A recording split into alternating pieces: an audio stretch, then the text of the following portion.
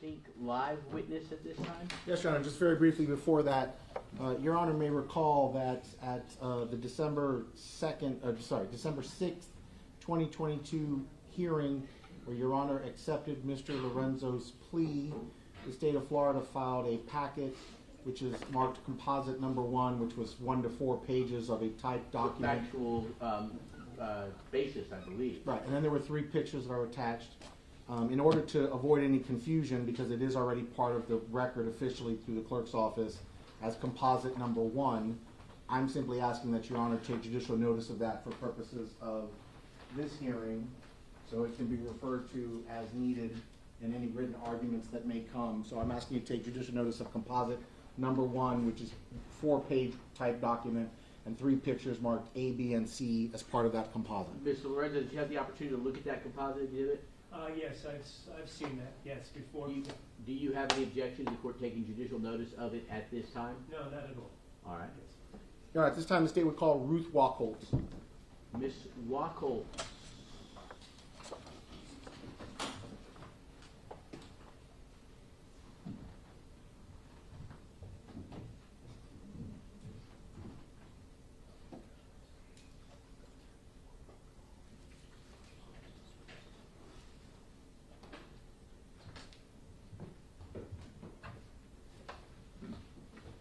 Ms. Wachholtz, good afternoon and welcome, ma'am. You take your time getting up to the stand. That is a ramp, so please be careful and watch your step. You're welcome.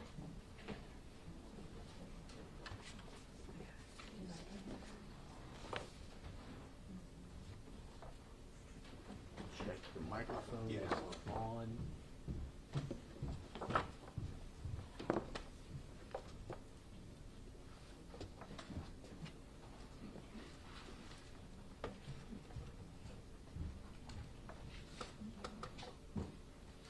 I apologize for all that, but you make yourself as comfortable as you can. That microphone in front of you, the base moves, and then the stem of the microphone moves up and down.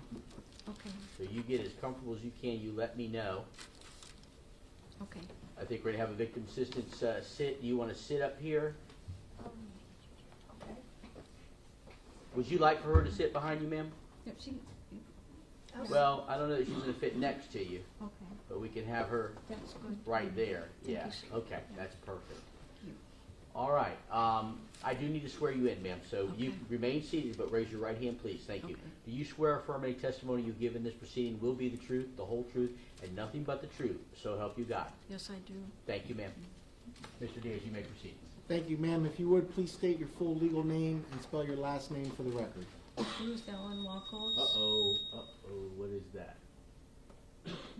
That's not you, ma'am. Don't worry about it. It's one of our many audio things. Mr. Diaz, was that you? I don't know. Oh, cameraman's raised his hand. We got that taken care of? All right. I'm getting a thumbs up, so you can proceed. Thank you, Your Honor. Ma'am, if you would, I'm sorry, you said Ruth Ellen Wachholtz. If you could please spell your last name for the record. Wachholtz. Thank you, ma'am. Are you the mother of Michael Wachholtz? Yes, I am. And when was he born? He was born on 26 October 1977.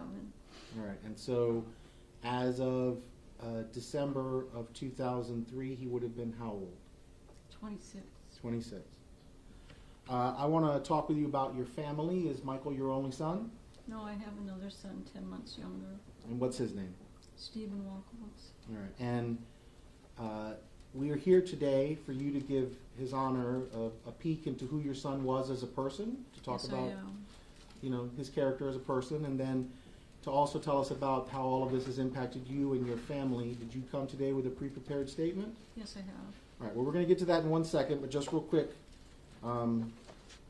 Your Honor, I have a pair of pictures that I'm only going to use as demonstratives. These are the originals. I do not want to take them from Ms. I Wachholtz. understand. So, ma'am, I'm going to put a picture up on the screen right there to your side. Is this your son, Michael? The one looking to the side is Michael. And the other one is my son, Steven. So this one is Steven Yes, and Michael. yes. Okay. They were like twins. And then Is this also your son, Michael? Yes, that's who Michael was. Just love, funny, just loved life. And I'm going to take a guess. He's literally somewhere in the middle of the air skydiving in the moment of this picture? Yes, he was. All right. That was the year he was killed. Well, please take your time, but if you would, I know that you brought a pre-prepared statement. If you would read it, Yes. now would be a time to do so. Okay. Michael, what can I say? He was my firstborn, light of my life, such a good kid. Michael was such a good kid, hands down. He wasn't perfect, but oh, did he have heart. He was a friend to all. I even met someone at the airport in TSA department in Tampa 20 years ago that Michael had waited on. He worked at what was it called, that restaurant?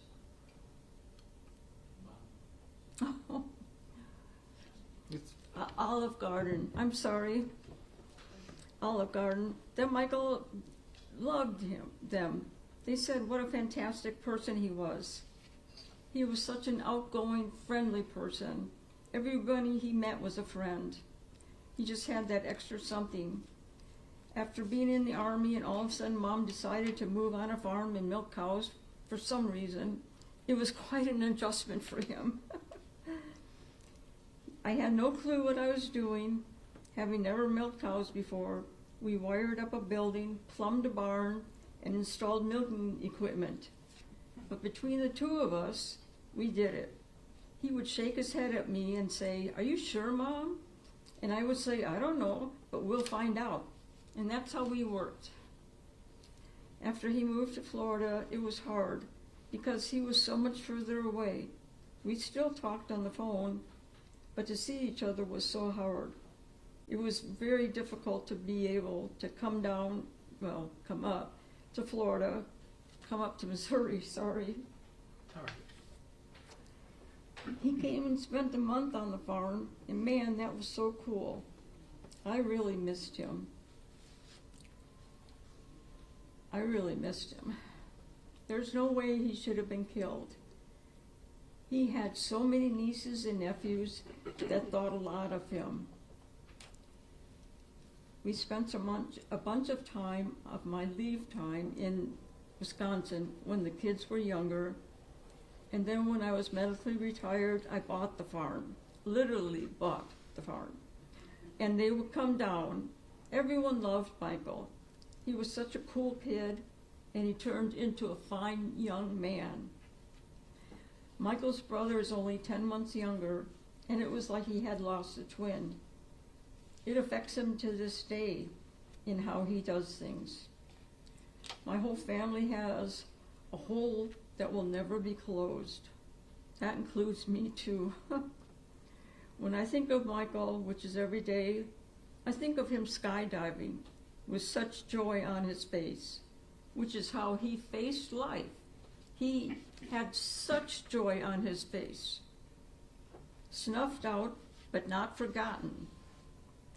And when I think of the fact that he was gone, he actually has gone home. And he'll be there waiting in the palms of God's hands, just waiting for me. All right, ma'am, I know it's been a long time coming, but we are finally here. I'm sure that you've had a lot that you probably want to say to the judge or you want the judge to hear. I want to turn the floor over to you, as it were, so you could tell the judge what you think should happen in this case and what you feel about it. I really do. Okay. Take your time, go ahead.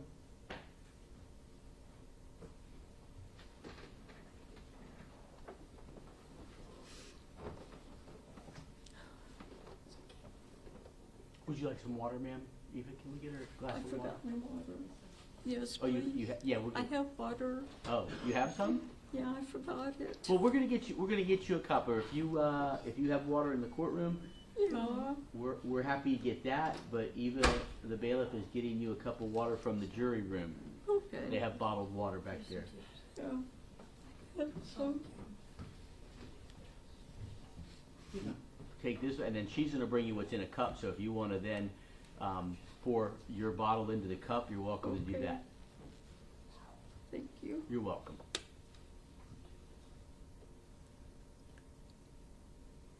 You take your time, ma'am.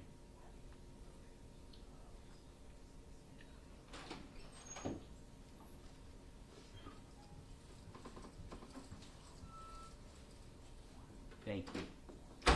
I'll take some more.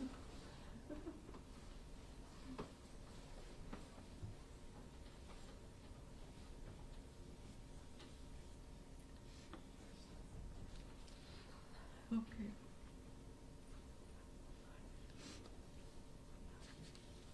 An eye for an eye. It would be nice if we could have old-time justice, hanging.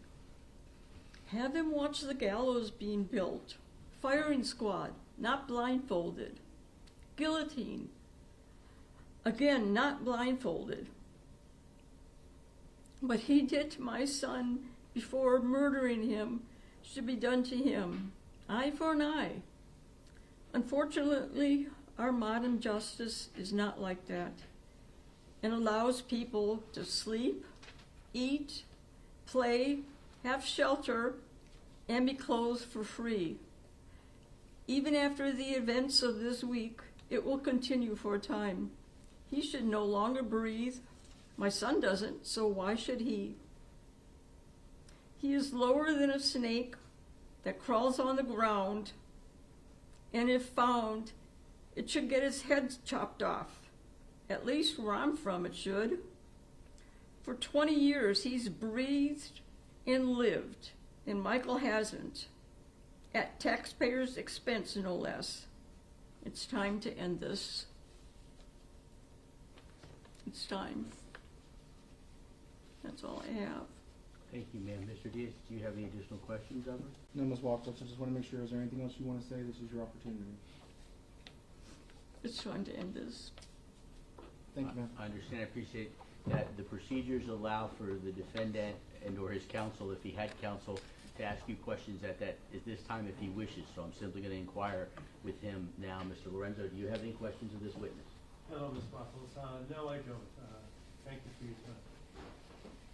Mr. Diaz, did you have anything else with this witness? No, Your Honor, thank you. Ms. Wachholtz, I thank you, and I'll allow you to step down now. Please watch your step. Okay, thank you. You're welcome.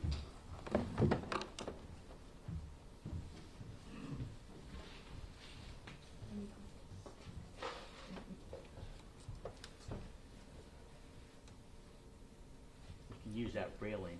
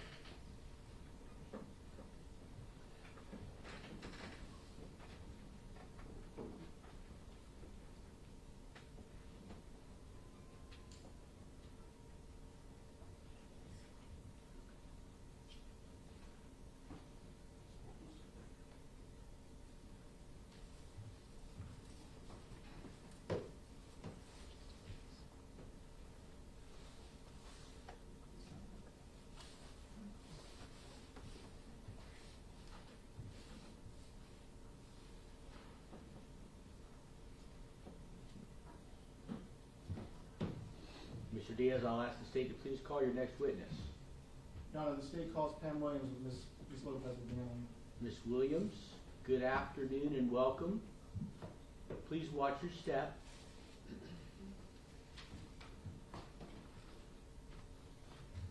I'm going to let you go ahead and get seated and then I'll swear you in. Take your time.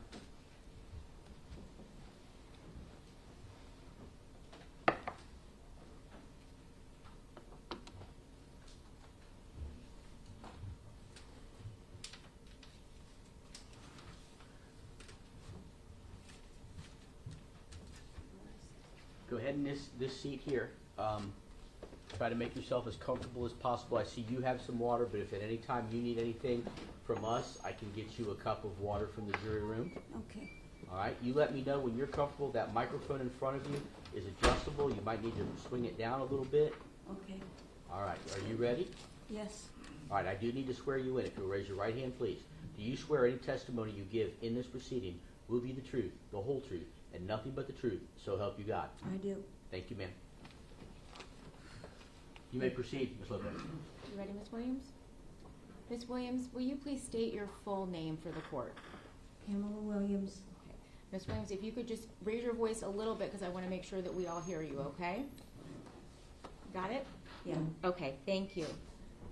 Ms. Williams, are you the mother of Jason Galehouse? Yes, I am. Okay. When was Jason born? November 14th, 1977. How old was Jason at the time that he died? 26. Do you have any other children or extended No, I family? do not. He was my only one. You were sitting here when Mr. Diaz was talking to Ms. Wachholtz, and I'm going to ask you the same questions. I would like to get to know and for you to let the judge know what kind of a person Jason was and how it was that he affected your life, and we'll get to more questions like you heard with Ms. Wachholtz in a few minutes, okay? He was sweet, kind. He had a good personality. Everybody liked him. When he went in a room, he just lit up the room because he had that charisma about him. He had a beautiful singing voice that got cut short. And he worked hard. He got his own student loans. He came up here for his second semester to do interior design. That never happened. And he just was a wonderful person. And it affected everybody, his friends, me, my family. It was just a horrible thing. Where did Jason go to school? He went to school down in Sarasota, Okay. and one of them was the Ringling Arts. And then when he was in Tampa, where did he go to school? I don't know the name of the college up here. Okay, but he was in his second semester? He just signed up for it 2 nights before he was killed. And did he have a job as well? Yes, he worked at Jenny's Florist up here. He's an interior designer of the flowers, Okay. and also in Sarasota. Ms. Williams, you traveled a very, very long road to get here. Yes, I did. And what is it that you would like to first tell Judge Sabella? I want that man to get the death penalty and nothing less. Period. Ms. Williams, is there anything else that you would like for Mr. Lorenzo or anyone in this courtroom to know? Yes, I do. I want to tell him. I'll look straight at you. You are the scumbag of the earth, and I cannot believe how you can sit there with no remorse, no I'm sorry, no nothing. I don't have a grave. I don't have a tombstone. All I got is ground up hamburger meat in the ground because of you, you scumbag. That's exactly what you are.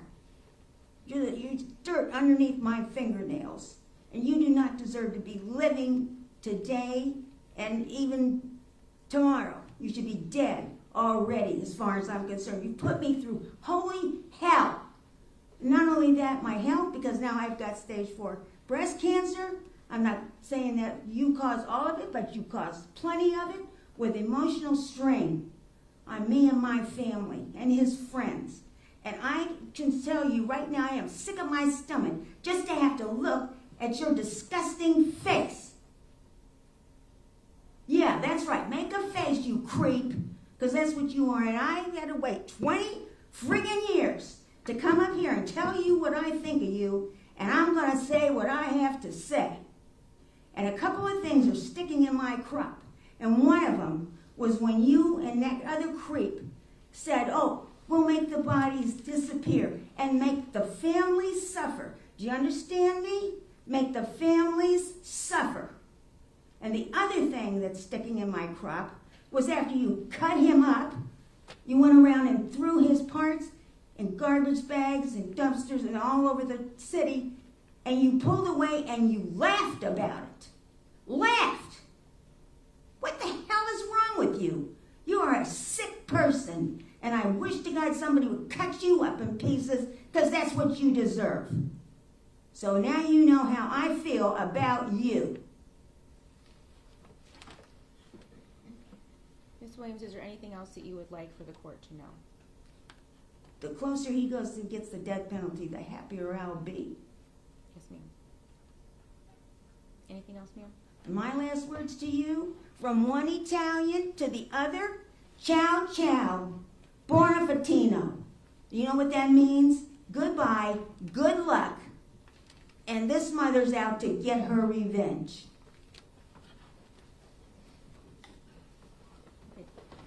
Ms. Williams, before you get up, Yep. The Judge Sabella is going to instruct you that Mr. Lorenzo will have a chance to ask you questions if he would like to. Mr. Okay. Lorenzo, Thank do you. you have any questions of this witness? Ms. Williams, no, just good luck to you. Yeah. Have a good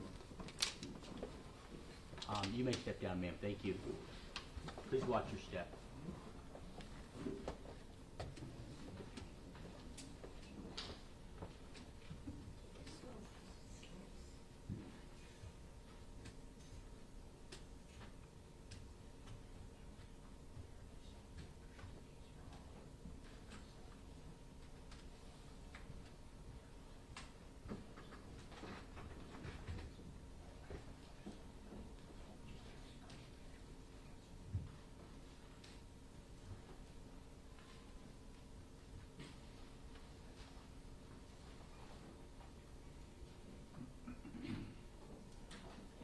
Mr. Diaz, you're standing, so I suspect that I should turn to you at this point. Yes, Your Honor, that concludes the state's presentation. The state will rest.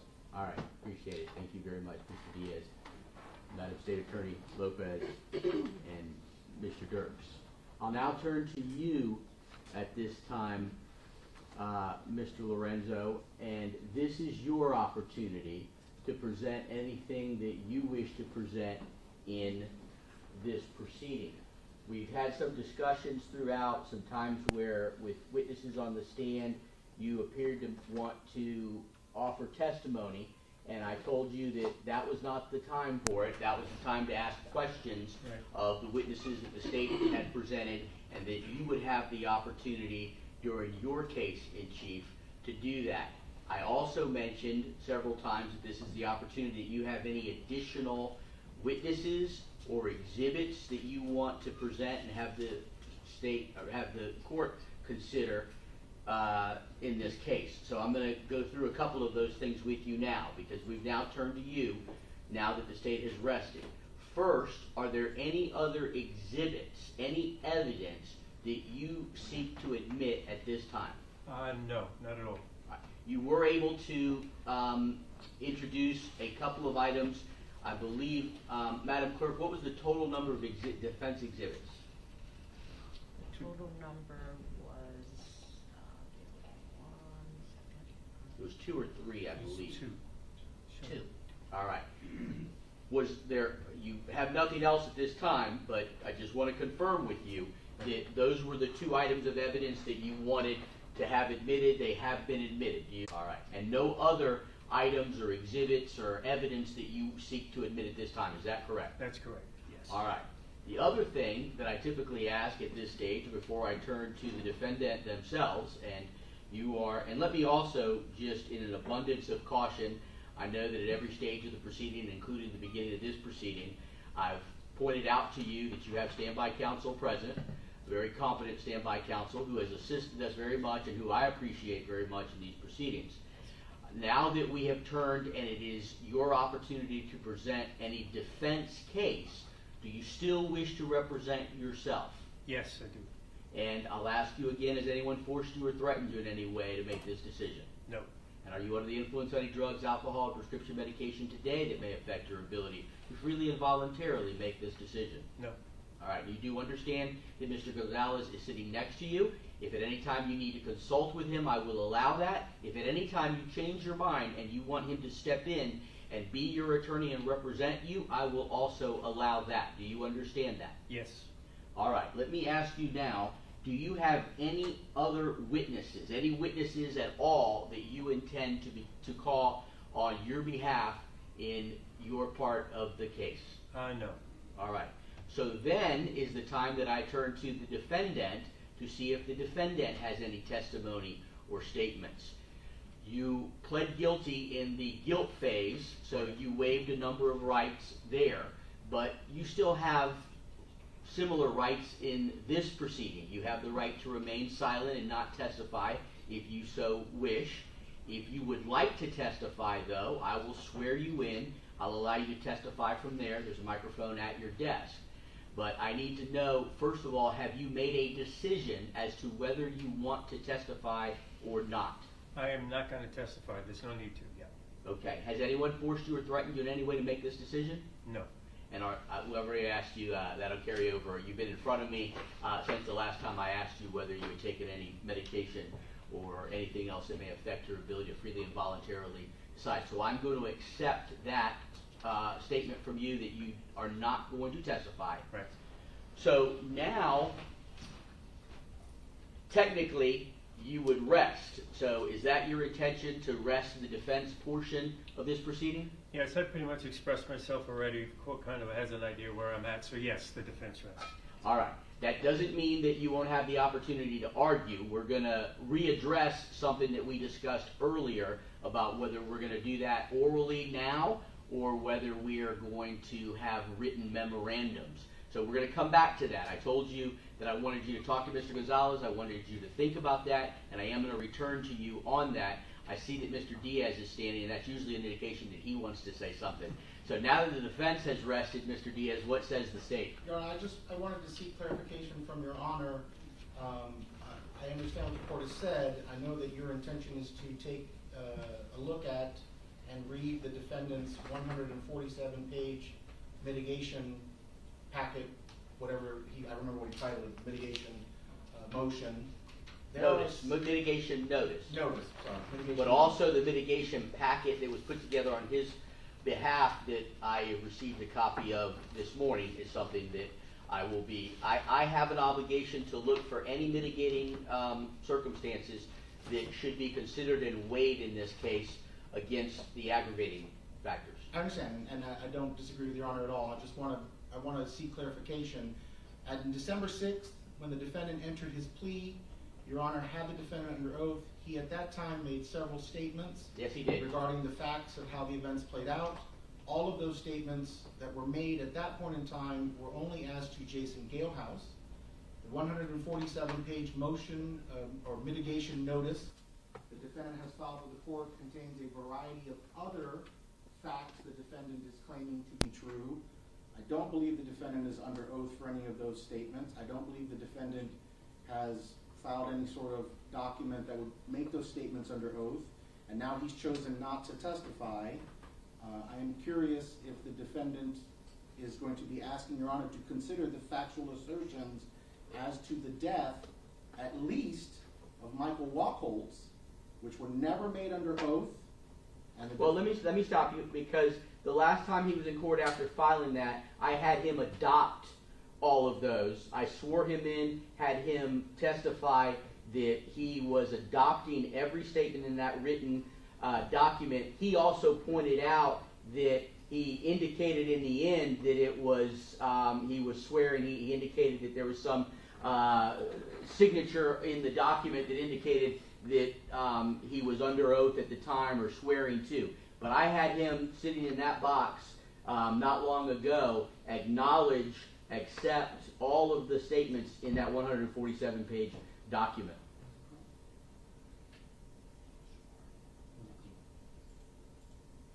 And yes, I do intend to consider it. It is a part of the record in this case.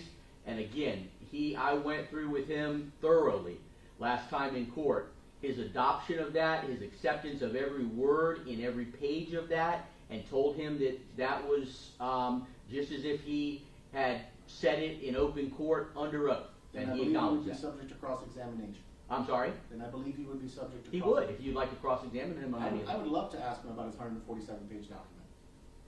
I would love to ask him all about it.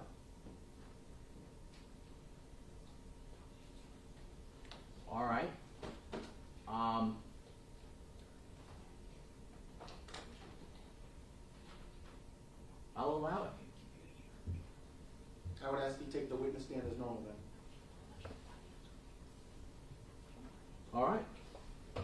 Mr. Lorenzo, we're going to bring you down to the witness stand. I'm gonna refuse to answer, just so you know.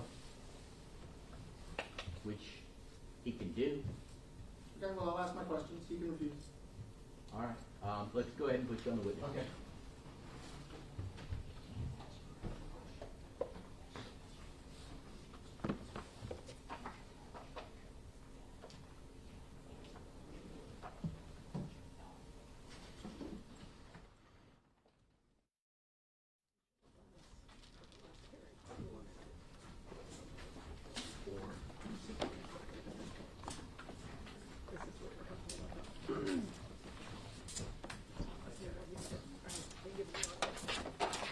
This is the 147.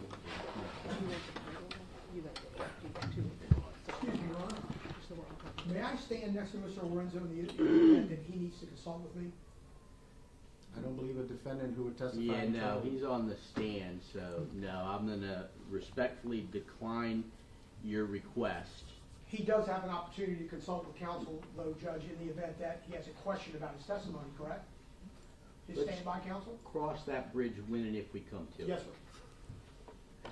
I am looking at the 147-page document. I just want to put the official title on the record. That is Defense's Notice of Mitigation and Objections for Court Considerations at Sentencing Hearing. Want to make sure that we're all on the same page, that that is the document that we are referencing. I have a 147-page handwritten document dated January 19th, 2023, and it's signed by what appears to be Mr. Lorenzo on the last page of the 147-page document. That's what I have. There's just a couple of pages. There's 2 pages on the top, which are a Dear Madam / Sir, and then it is the 3rd page, which says 1 of 147 and has the title Defense's Notice of Mitigation and Objection for Court Consideration at Sentencing Hearing. So, all one packet, 2 technically separate documents. I think it's the 147-page document that you are most interested in. That is correct, Your Honor. That is the one that I'm here about. All right, Mr. Lorenzo, I'm going to go ahead and swear you in. We'll see what happens next, but if I can have you raise your right hand, please, thank you. Do you Sure. swear affirm any testimony that you may give in this proceeding will be the truth, the whole truth, and nothing but the truth? So help you God. Yes, sir. All right, you put your hand down. Mr. Diaz, you may proceed. Hi, Mr. Lorenzo. I know that we are, obviously people on different sides of the divide here in a courtroom, but I really want to try and just make sure that all of us understand what you've written in terms of your mitigation, and then what you've written in terms of the facts that you allege in terms of how this all went. You started this trial by saying that what Mr. Schweikert has to say is all a lie, and the state's opening was a wonderful story, but it's all a lie. And I'm sure that we all want to make sure that the right decision is made here, and we know what decision you want that to be, but we want to make sure that we do it for the right reason. So I really want a chance to ask you about your mitigation and about the facts that you've alleged. On page 35 of your motion, you begin, I'm going to call it a motion, but you title it a notice, so I think that that's more correct. I'll call it a notice. On page 35, you wrote defense's mitigation circumstances, and you listed 5. Had we had a normal trial in front of a jury, there would have been a time where we would have had to select the mitigation that does or does not apply that the jury can consider. Right. The first one you wrote is the defendant has no significant history of prior criminal activity. Is that correct? I'm not going to answer that. You won't answer whether or not you wrote in your own handwriting, number 1, the defendant has no significant history of prior criminal activity? I'm not going to answer that. Number 2 says the victim was a participant in the defendant's conduct or consented to the act.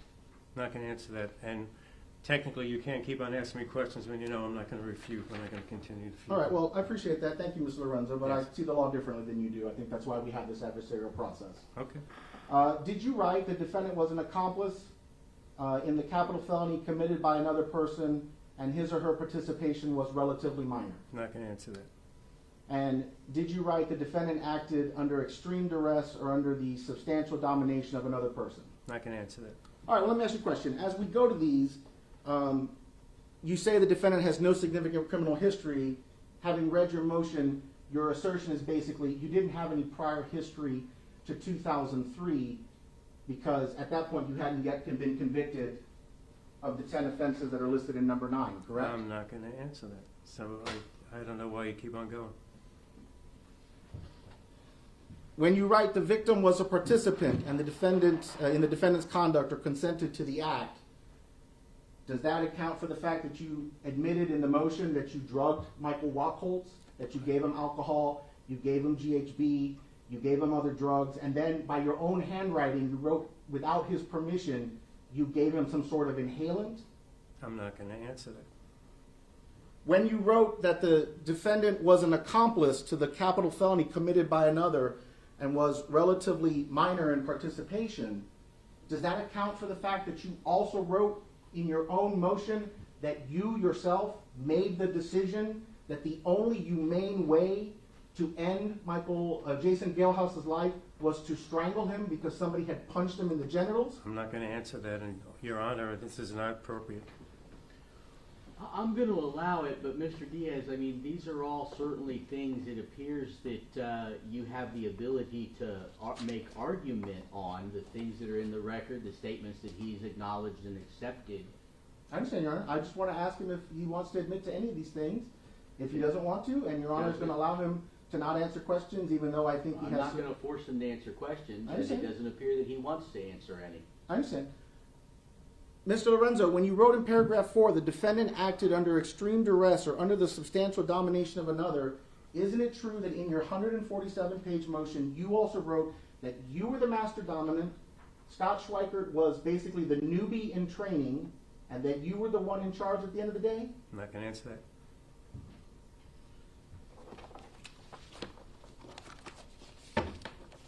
Mr. Lorenzo, other than the mitigation that is listed here, there's the 4 that I've gone over, and then there's the catch-all, number 5.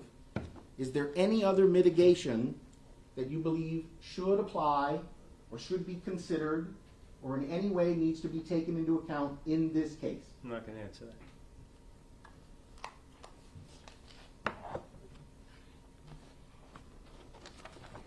Any other questions, Your Honor? Thank you.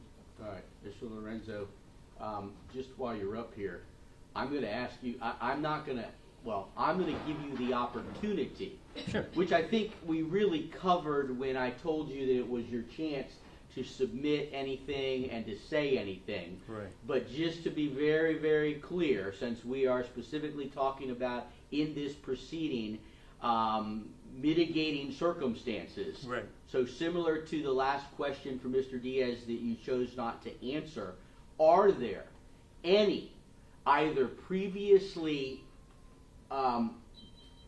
cited in any documents, including the document that Mr.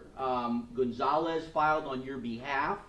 Is there anything else that you want this court to weigh as mitigation against the aggravating factors that the state is presenting? No. Okay. Yes. All I'm right. good on that. Thank All you. right, I appreciate it. Thank you. Okay. You can return to your seat.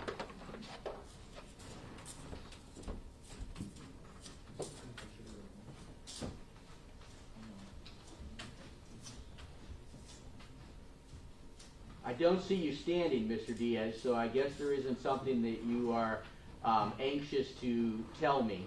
No, Your Honor, I apologize. I was standing because I wanted to get your attention when you were talking to Mr. Lorenzo, and I didn't want to just cut in. So Oh, I you stood were until- standing? I didn't see you. No, earlier. That's why I was standing, because you had kind of gotten to the defense rest, and I was like, wait, I want to ask you about whether or not the defendant's testifying or not. But I don't, at this point, I decided not to, and then you made me put him on the stand. Well, yes, Your Honor. At this point, I don't think we have anything further, so I Okay. don't know which So now I'm going to turn to him to see what he's decided about whether we're going to submit written memorandums, sentencing memorandums, or whether there is any opportunity to simply proceed to closing arguments and then allow me to deliberate and take into consideration, because here's the thing. Both sides have rested. There's nothing additional that this court is going to have to consider. I have it all now. It's all fresh. And as I said, the normal procedure, if there were 12 people sitting in that jury box, I would give them some, I say simple, but I don't mean that. They're not lengthy instructions, they're not simple instructions, but I would give them some instructions, and I would send them back into that jury room to begin deliberating the appropriate sentence in this case. Since you've waived a jury, essentially I sit in that role. I wear that hat at this time, and it is a little unusual because then, if the jury was to come back with a recommendation of death, we would take some time before sentencing, and that is where I would have each side submit sentencing memorandums. We would have what is called a Spencer hearing, and then ultimately I would write an order and render my decision. It's my sentencing decision in the end, but having the benefit of the findings of the jury. We don't have that in this case. So, as I said, I wear that initial hat of the jury, and what I brought up this morning was the possibility of us now having the state make a final argument, turning to you and having you make a final argument. There's no rebuttal in these, so that would be it.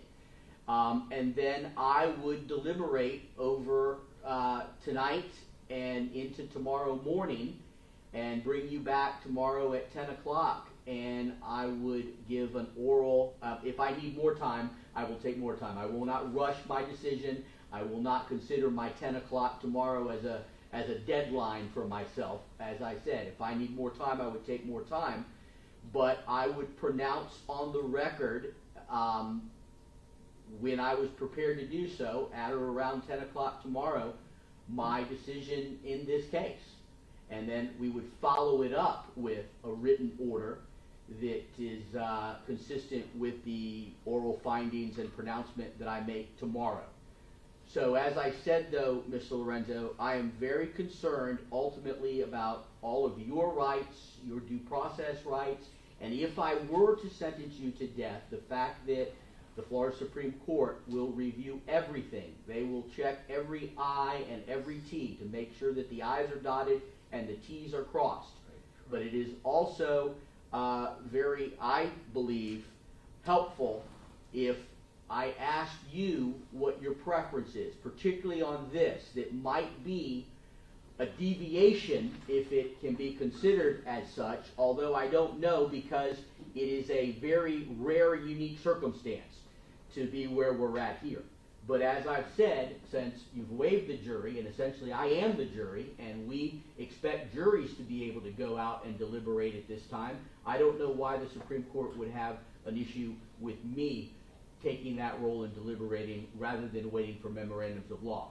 But you indicated that you might want to write something or sit and listen to the state and then stand up and do a presentation. I will give you time. It's 2 o'clock. I won't say let's start that right now, but I need to know what you want to do. I prefer to wait and get the memorandums. I have a lot of little notes here. I have scribbled stuff. I thought I was going to have 6 weeks to sit down, and I'm not the type of person that can just go up and do a closing thing without preparing it and putting it down on paper. So I'll be rushed. I'm not ready. I'm just not prepared to finish this already. I would love to do it because I'd love to get it done, but I'm not ready. If I thought and so I'd prefer to do that. I really would. I feel more comfortable because I can get my thoughts out and put them out and figure out how I'm going to present that. You see where I'm coming from? So, I respect whatever your position is. I didn't know you had made some statements earlier about because of the fact that you are encouraging me, if you still are, to impose the death sentence. And again, not that I've predetermined in any way, but if I was to make that decision and decide that, as the state is asking me, and it appears that you want me to, yes. I want to make sure that the record is clear with appropriate deliberation and I've followed procedure. But if I was to do that tomorrow, I suspect that you would be on the first bus to death row. So I didn't know if that was something that you wanted to expedite. If yeah, right. I was to sentence you Right, exactly. to death. Yes.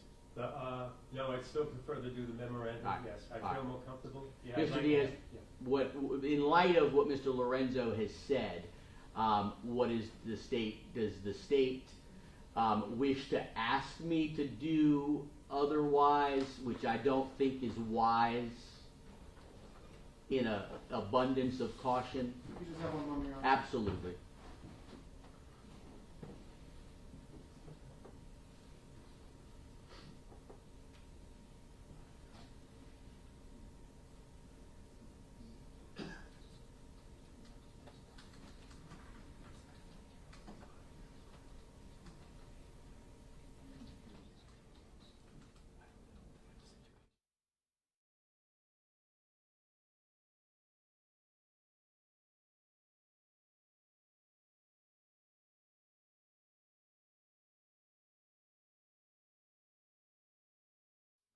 Intend to give the 45 days. I'm going to shorten the time frames for the written memorandums.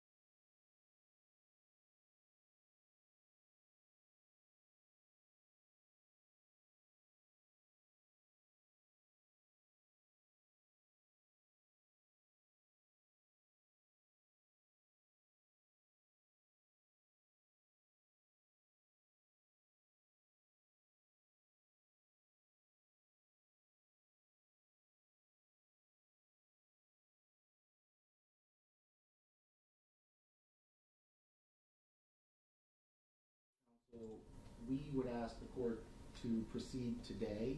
We believe that the families have been patient with it a long time. They certainly want to see this come to an end.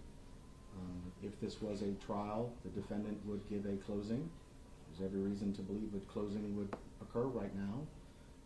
And then Your Honor, well, Your Honor as the jury would make a decision. And you know, sometimes juries come back in 10 minutes or 10 hours, but there would be a decision somewhere in the relatively near future. And so I think that both of the mothers are here. One has come from south of the county. One of them has come from a whole other state. They waited a very long time, and so we're asking to proceed forward today. We would like to get some sort of decision, finality, one way or another. All right. I appreciate that. Obviously, Mr. Lorenzo, you still object to that? Yes, I want it done, I feel it should be done the right way. I don't think it should be rushed. We've spent 5 years. Well, I don't necessarily know that it's the wrong way. It's a way that certainly is going to get tested if I do it that way, but I don't know what the result of that test is going to be as I sit here. The thing I have is I'm not prepared to get up there and be able to present my closings. So that I feel is not appropriate. Well, I don't necessarily disagree with Mr. Diaz that if there had been a jury there, this would be the time for closings. The issue that is somewhat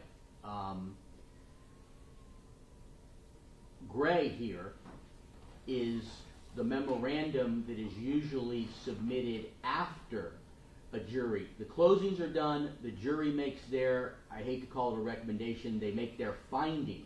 Then if and only if they vote unanimously for death, then we proceed, and it's the judge's opportunity to have a Spencer hearing and consider a sentencing memorandum. Here there's no jury. We've removed the jury. So again, it's somewhat of a gray area. But I trust that the state, in consultation amongst themselves, are comfortable, because it certainly is in no one's best interest that we have an issue that would cause this to come back should the court sentence Mr. Lorenzo to death. And it appears that the state is comfortable in that decision to bypass the sentencing memorandum, the Spencer hearing, and to simply have this court sit as the jury, proceed to closing arguments, give you a decision, whatever that decision may be, and that would not be the subject of any controversy or reason to have to do this all over, knowing that it would go, again, if I was to make that finding,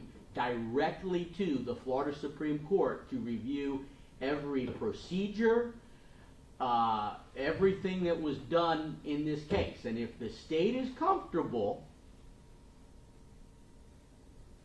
I will take 5 minutes and come back and let you know if I am comfortable accepting the state's representation to that, and if so, we'll proceed to closing arguments. Mr. Lorenzo, over your objection. Clearly Right. over your objection. I don't believe my due process is going to be violated. That's what I believe. Yeah. All right. Well, I'll be back in 5 minutes.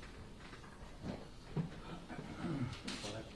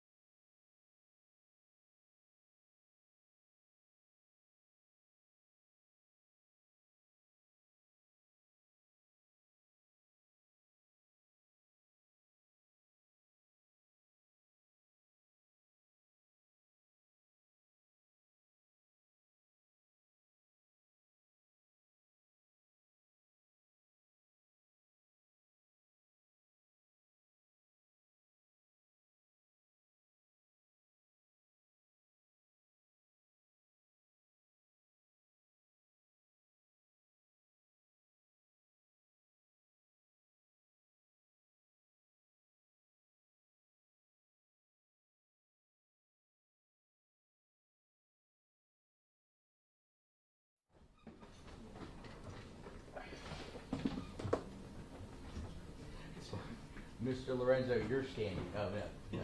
You can be seated. Did you need to say something? Yes, I would like to.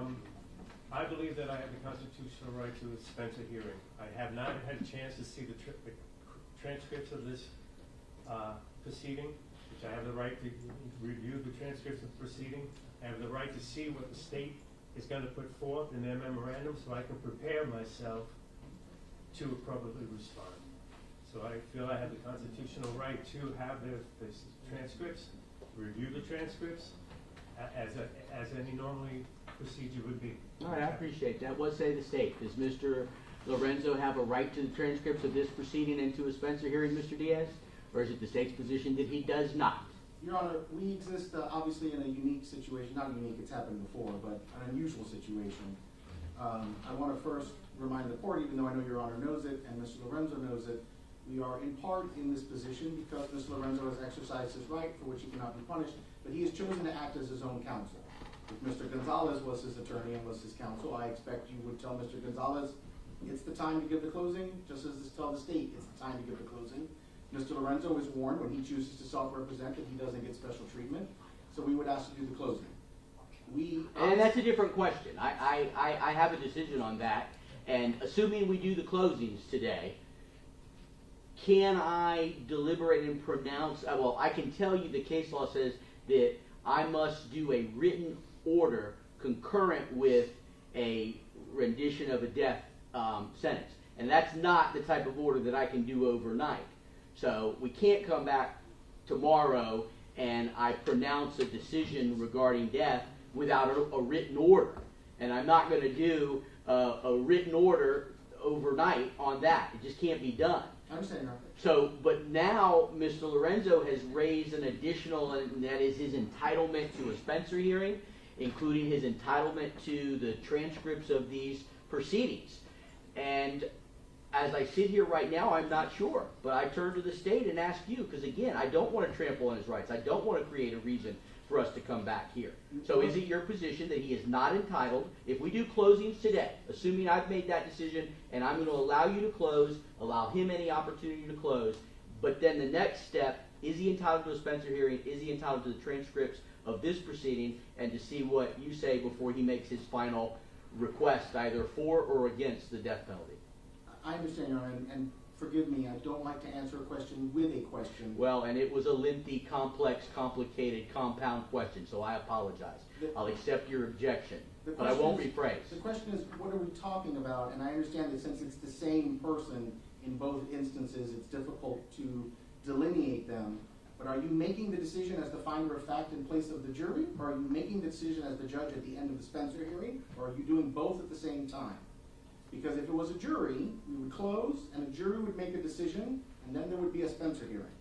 And then the judge would make the decision. Unfortunately, well, not unfortunately, but in this situation, judge and jury are the same person. And so we are ready to close.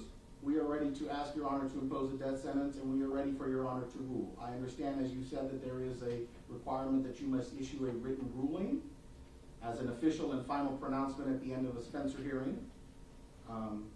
I do not, but I'm not really clear. I hear you, and it's confusing. But the thing is, at the end of the day, since I'm the one who's making the final decision, it is the final ruling. So yes, if you want to hear what I would say as the jury, it's a little bit silly to say, wearing my hat as the jury, this is what I say, now it goes to the judge for a Spencer hearing and all that. So ultimately what I say is the final decision, and the question is, as Mr. Lorenzo has raised, before I make a final decision as the judge, is he entitled to all of those things? We would only get there, yes, if a jury was to come back with a recommendation of death. So we're in the stage where it appears that for us to get to the final decision of the judge, we have to presume under these circumstances where there is no jury that they've made such a recommendation so that I can get to the final conclusion. But under those circumstances where the jury has made such a recommendation, we then follow it with a Spencer hearing and a written order. The case law is relatively clear. It says that I cannot make a pronouncement of death without a concurrent written order that is filed at the same time. That has to do with deadlines and things that start to tick. So I can't just say today, listen to the closing argument, say, Mr. Lorenzo, I sentenced you to death, and I'll write an order and get it to you in 30 days. That can't happen. I agree. I don't believe that the rule requires that Mr. Lorenzo has to be provided a written transcript. I know that's Your Honor's practice. I know that that's Your Honor's practice because as you outlined, I think yesterday, you talked about how we would order transcripts, when the transcripts are available, then you would ask for written arguments to be submitted, then Your Honor would review the written arguments, and then you would... Well, and I said that I was willing to shorten any time frames and expedite the final I understand. sentencing hearing.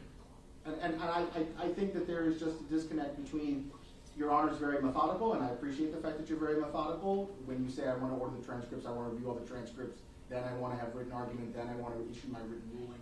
But it's also very fresh in my mind now, which is why I had suggested that I understand. perhaps we bypass. But that's for the benefit of a jury, which we have no jury. So I have to jump into my role now at the end, and I think the appropriate thing to do is to presume that a jury would have, which has no ultimate effect on my decision. I can accept the jury's determination or I can reject the jury's determination. But in order to get to my final decision, I think we have to presume at this point, and you're welcome to give a closing argument that you wish to give to a jury, but I think that technically I have to make that presumption in order to get to my final determination.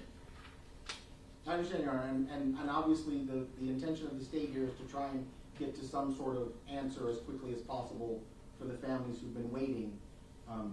It's not really a matter of I'm just dying to make a closing argument, although I'm happy to do one. I think the end goal is to try and get to where we have an answer, and it sounds like it's not going to come tomorrow no matter what. Yeah, it can't come tomorrow no matter what, but I can do a Spencer. I can set a Spencer. I can have you do your closing. Give Mr. Lorenzo the opportunity to do any closing. Set a Spencer hearing I'm in a trial next week, but I can set a Spencer hearing the week after, which is 2 weeks out. And I can set a sentencing on February, where'd my JA go? 24th, I think it was. It's the Friday. Which is the Friday. So it'd be an expedited process, but I'm willing to do that. Just to make sure that, again, all the I's are dotted and all the T's are crossed. Even if that's over Mr. Lorenzo's objection, I'm comfortable expediting it to that degree. Mr. Lorenzo? I was just talking about that. That was going to be a suggestion that I was going to say, let them close if they want to close. But I still would like to get a sentencing transcript so I can look at it and review it. I mean, I'm entitled to that no matter what. And that's debatable, but yes. I still, in an abundance of caution, may try to satisfy all those potential loopholes. Mia, how long can you turn a transcript around on the past 2 days? The testimony, just the testimony, not all this stuff. I would say pushing it would be Friday afternoon, but I This prefer Monday. Friday? Yeah, Monday? Monday? Not a problem, I appreciate that.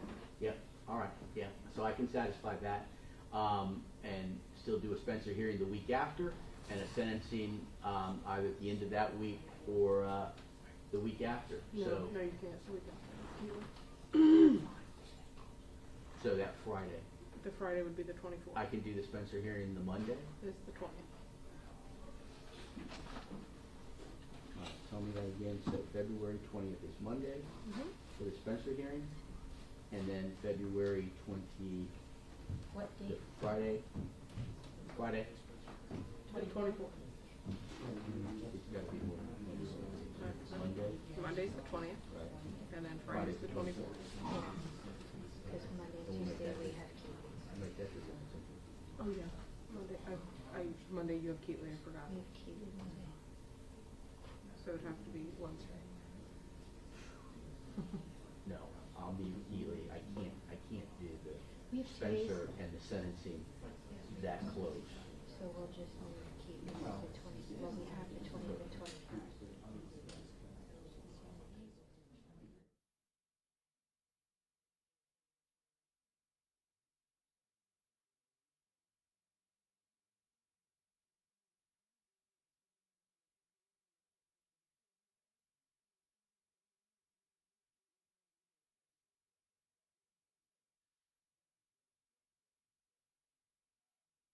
All right, this is what we're gonna do. State, assuming that you are still requesting to do this, I'm going to proceed to closings at this time, allow you to do whatever closing you would normally do in front of a jury or that you want to do in front of me. I will then give Mr. Lorenzo an opportunity to do any closing that he wishes. I will bring you back February 20th for a Spencer hearing, and then I will set the sentencing for February 24th, which is the Friday of that week.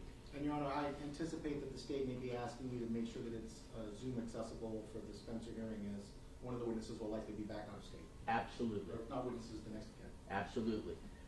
Let me ask you, for the Spencer hearing, any idea how long the state anticipates?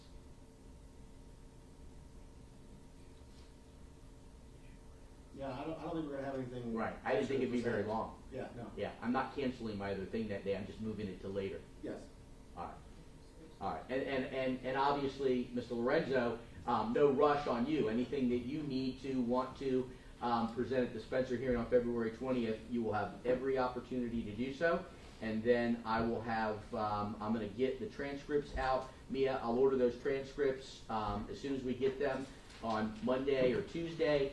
We'll provide them, and that'll be sufficient time prior to the Spencer hearing, which is scheduled for February 20th. Yes, Mr. Gonzalez. Judge, I spoke to Mia, and if she was capable of just emailing it to me in a PDF, I will print it, and I will make sure that Mr. Lorenzo has it the same day it's available. All right, well, whatever procedure, Mia, is that acceptable? Yes, sir. All right, then that's what we'll do. Okay, that's beautiful, thank you.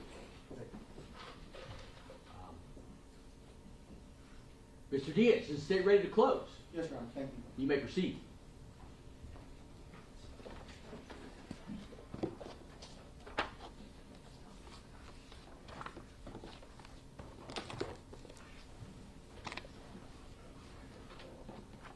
Steven Lorenzo began this proceeding telling Your Honor, I want this court to think I am the worst thing on 2 feet.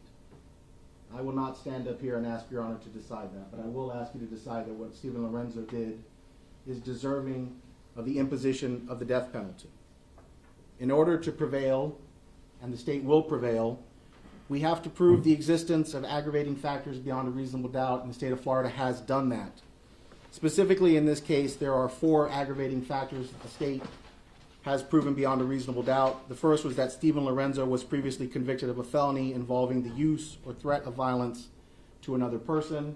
We have submitted in State's Exhibit number 9 the certified copy of conviction from the federal court. We have also put on the testimony, either in person or through prior testimony in federal court, of 7 victims who told you exactly what went into those crimes, how they were drugged, how they were bound, how they were tortured, how they were abused, how violence was committed against them. The state of Florida has more than proven that beyond a reasonable doubt. It is a decision written in paper for all time as a certainty that Mr. Lorenzo has previously committed violence against others. The state has also proven beyond the reasonable doubt the defendant was engaged or the accomplice in the commission of a sexual battery and or kidnapping at the time of these offenses. And though I will talk about it in a bit, no matter which version of events you talk about, whether it's a version of events that aligns with what Mr. Schweikert says, or the version of events that align with what Mr. Lorenzo suggests is the truth, either way, that's exactly what Steven Lorenzo was doing. What you will see is that Steven Lorenzo is a person who has lured men, often under false pretenses, into a place where they are vulnerable and isolated, where they are what he often calls easy prey.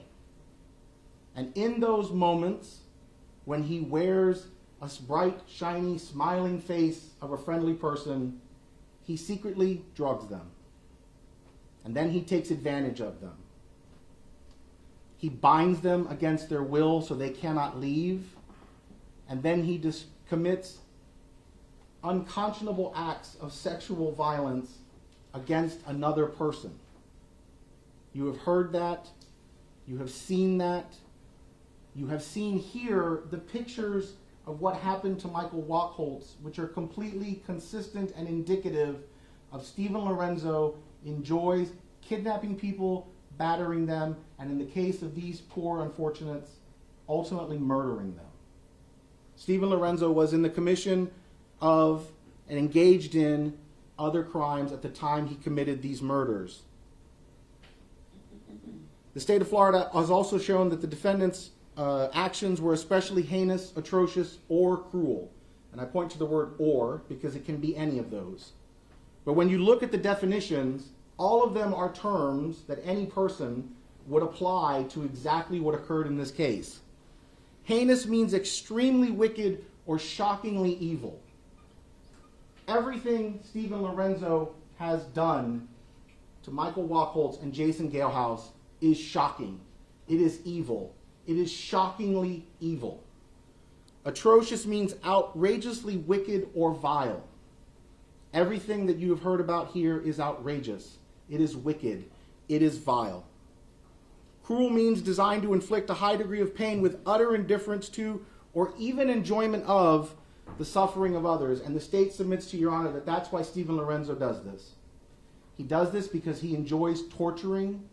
He enjoys inflicting emotional distress on other people. He thrives off the fear. That's his real, true fetish. When you read the chat logs, what you will see is Steven Lorenzo enjoys what he calls the mind fuck. He doesn't just want to sexually batter these men. He doesn't just want to imprison these men. He wants to scare them, to terrorize them, and to see them suffer. That is heinous, that is atrocious, and that is cruel, but it is certainly at least one of those things. The murder was committed in a cold, calculated, or premeditated manner without any pretense of moral or legal justification, and that second part is easy. There is nothing moral nor legal about what Steven Lorenzo did to Jason Galehouse and Michael Wachholtz. Not a single thing. And is it cold? Is it the product of calm and cool reflection? Well, of course it is. He was discussing it. He was planning it. He was getting it all lined up for weeks in advance. Chat records stretch all the way back to October for crimes that are committed in the middle of December. And everything about them shows planning. It shows that he is calm and coolly thinking about what he's doing. No one is sitting at this computer making Steven Lorenzo type these things with a gun to his head. Calculated means having a careful plan or a prearranged design to commit murder. Go back and look at the chat logs. See how Mr. Lorenzo talks about how they're going to get drugs and how they're going to grind them into a powder and how they'll get them into a drink and all the things that they're going to do, all the plans that they're going to do. The way that they're going to engage in some ruse or they discuss whatever they can to get these people back into being unsuspecting, isolated, easy prey. Is it premeditated? Yes. But as the court knows, premeditation in this is not just the typical premeditation of first-degree murder. It is premeditation that requires a heightened level of premeditation demonstrated by a substantial period of reflection. And I submit to Your Honor that this is not a crime that took place in minutes. It's not a crime that took place in hours. This is a crime that was built and thought and worked on for days and weeks and months. He may not have known the name Michael Wachholtz. He may not have known the name Jason Galehouse until the night he found them. But it didn't matter who it was. When he had his chance, he was going to carry out a plan that he had been building in his mind. A plan, not a fantasy, as he will tell you. Because he suggests that that was all fantasizing, but not a bit of it was fantasy. Because as Steven Lorenzo writes in one of the chats, he's going to turn fantasy into reality, and he did. His fantasy was cruel, it was horrible, it was heinous, it was atrocious, it was cold, it was calculated, but it was a plan. It was a plan that he was always building. The state of Florida has proven that the aggravating factors in this case have been proven beyond a reasonable doubt, and then, Your Honor, will have to answer the question as to whether or not the aggravated factors are sufficient to warrant a possible sentence of death, and the state says overwhelmingly yes. What Steven Lorenzo did is more than sufficient to warrant a possible sentence of death. To do this to one person would be enough to warrant a possible sentence of death. To do it to two in the space of a 24-hour period for the sheer thrill of it is absolutely sufficient to warrant a possible sentence of death. That brings us then to the third issue. Were one or more mitigating circumstances established by the greater weight of the evidence? And I will leave that for Your Honor to decide. Mr. Lorenzo has set forth several in his 147-page mitigation notice. But even if there were mitigation, the mitigating circumstances where the mitigating circumstances do not outweigh the greater weight of the aggravation. The aggravation here is immense, monumental. The mitigation by Mr. Lorenzo is first hard to understand. Mr. Lorenzo's first piece of mitigation is that he had no significant prior history. And if the question is, did he have any prior history to the date that he killed Michael Wachholtz or Jason Galehouse? Well, we know that that's not the case because the conviction comes later. But go back and look at the dates that these events happened, the dates that those convictions were ultimately obtained for. They're Albert Perkins, February of 2000. They're Joseph Leitch, December of 2000. They're Sergio Garcia, November of 2001. Joey Alva, December of 2002. Juan Ortiz, May of 2003. Jared Paragoy, July of 2003. Only one of them, Christopher Lear, is October of 2004. So if the question is, was he actually convicted prior to 2003? Well, yes, obviously that's not the case, but that's not the way the law works. The question is, as he sits here today, does he have a prior conviction? And so the state submits to you that whatever mitigation that is worth, it does not even come close to eclipsing the monumental amount of aggravation. Mr. Lorenzo's second allegation is that the victims participated or that they consented to these acts. Those chat records are replete with examples that Steven Lorenzo has no actual interest in consensual sex.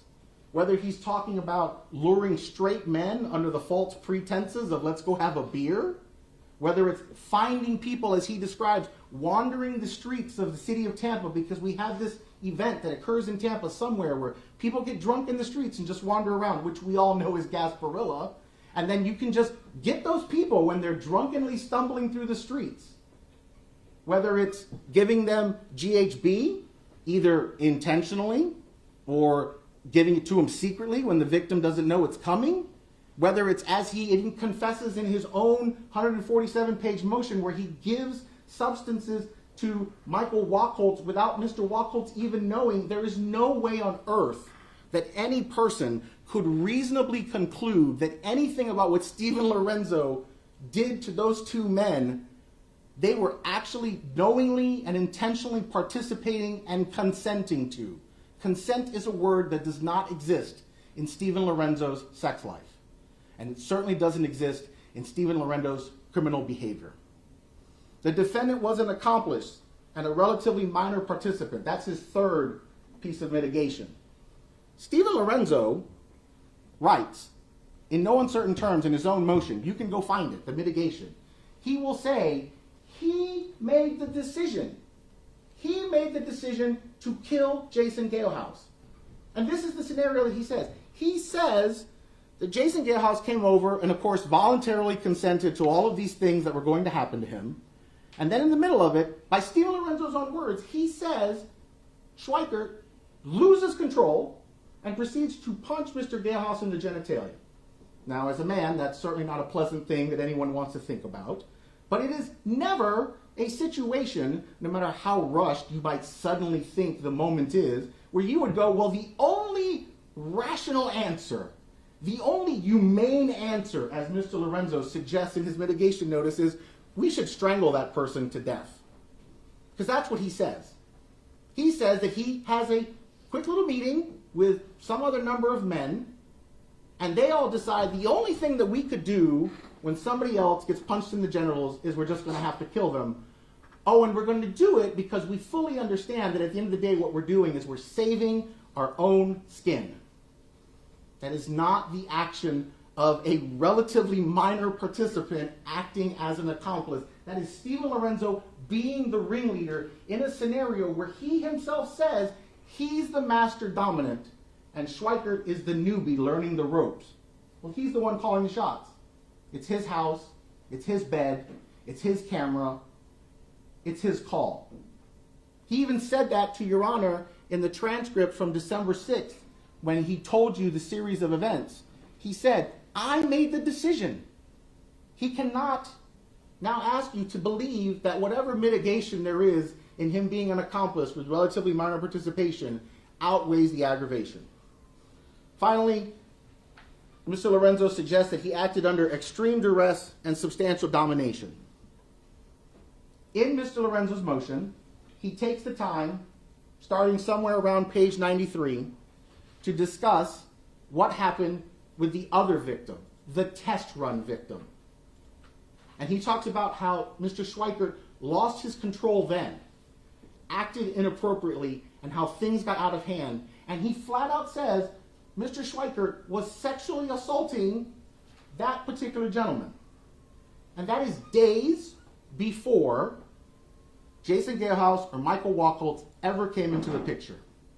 And still, Mr. Lorenzo said, hey, Mr. Schweikert, even though you came into my house and you sexually battered someone in my own house and you created this gigantic disaster, let's go find another guy and let's bring him back to the house and let's try it again.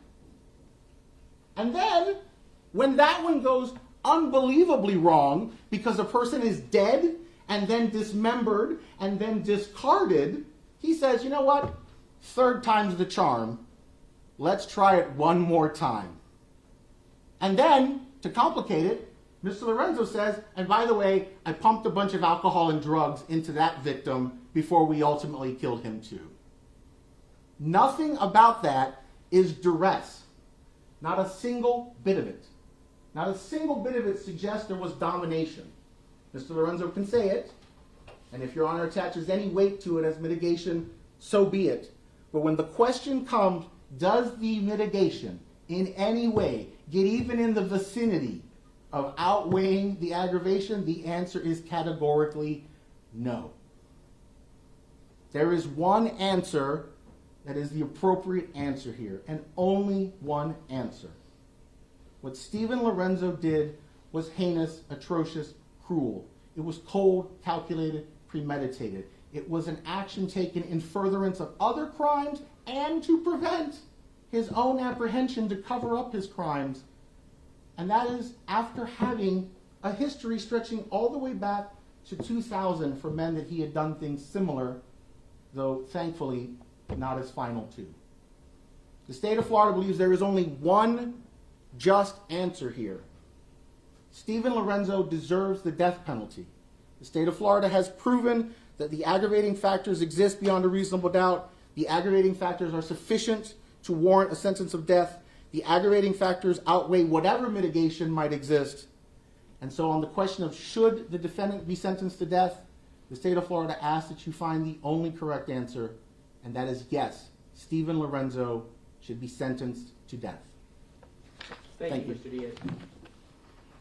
Mr. Lorenzo, I know that you have indicated that you may or may not be prepared at this time, but essentially that's one of the things that you, in representing yourself, have put you in. You are no differently situated than Mr. Diaz was, except that he has training and experience in this, but you acknowledge that you don't have that, and that ultimately might be a disadvantage to you. But again, you are no differently situated in essentially your ability to present a closing argument at this time. So it is your opportunity to present a closing argument. I'm going to waive it. There's no need for me to do it. And you are absolutely entitled to do that. Right. So you're waiving your closing. Let me what we're going to do is I've given out the dates.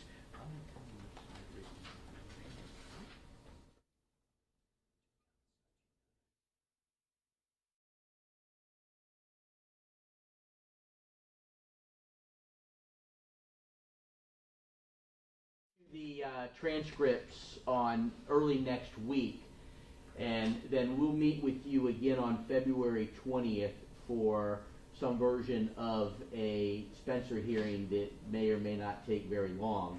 And again, we will leave set February 24th for the sentencing in this case. February 24th will be at 9 a.m. as well as February the 20th. Is there anything else from the state? No, Your Honor, thank you. Anything else from the defense, Mr. Lorenzo? No, thank you, Honor. Mr. Gonzalez? Nothing further, Your Honor. All right, thank you all very much. I Judge, appreciate it. strike the dates for the rest of the week. Yes, we'll strike the dates for the rest of the week. No reason to return tomorrow. Thank you. You are very welcome. Thank you.